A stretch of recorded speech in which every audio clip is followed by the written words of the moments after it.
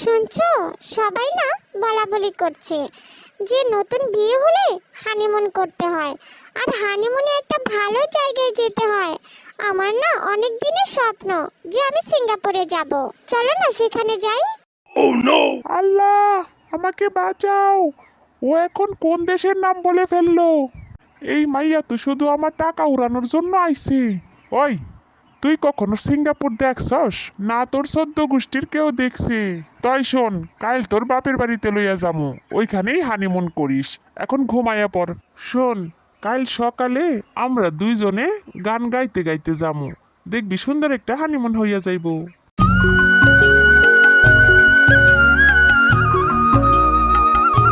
কই গো, তুমি না বলেছিলে গান গাইতে গাইতে যাবে? এখনো তো গান গাইছো না। তুমি না গাইলে আমি গাই। আচ্ছা ঠিক আছে, কও। এই হে হে হে হে। আরে ওই তো শিখো আসছে। দেখো বউকে নিয়ে কেমন ঢং করে হেঁটে আসছে।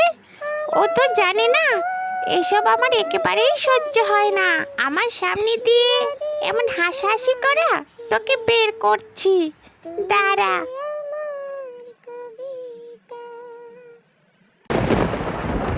ও আমাকে নিয়ে সিঙ্গাপুরে যেতে পারেনি তো কি হয়েছে?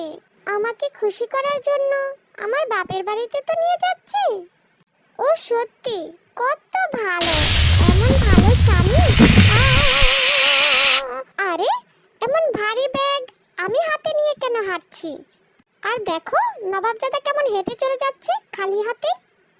এই এদিকে আসো, এদিকে আসো বলছি।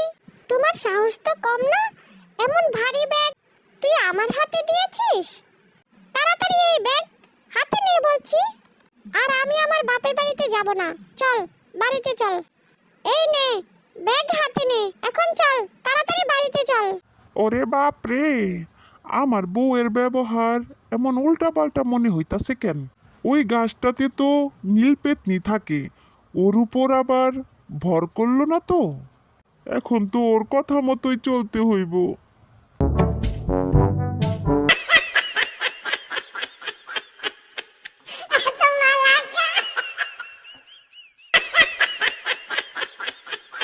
আব্বা, আমারে বাঁচাও।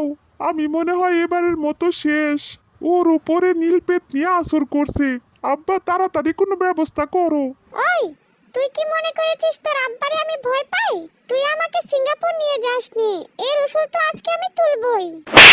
ওরে বাপুরে, ওরে বাপুরে, মা, আমারে সাইরা দাও, আমারে সাইরা দাও। আমাকে সাইরা দাও।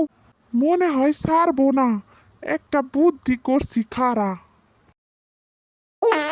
বাপুরে, এটা তুই কি করলি? ইস, বাপুরে কি গন্ধ! আমার তো বৌমার মায়েরই ভালো আছিল। আরে কে কোথায় আসস? বৌমারে ধর, বৌমা তো উইরা গেল।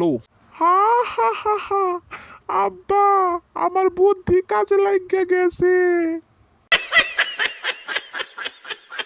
ওরে বাপ রে বাপ, এমন গন্ধ তো আমি জীবনেও শুনি নাই। তাড়াতাড়ি এখান থেকে পালাই, নয়তো আবার আশেপাশে এই গন্ধ আইসা পড়বো।